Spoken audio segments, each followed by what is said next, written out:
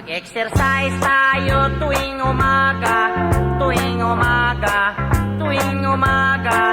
Mag-exercise tayo tuwing umaga upang ang katawan natin ay sumigla.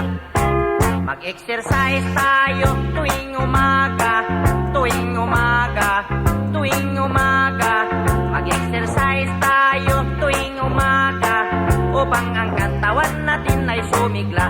Pag sa gabi, maaga kang matulog,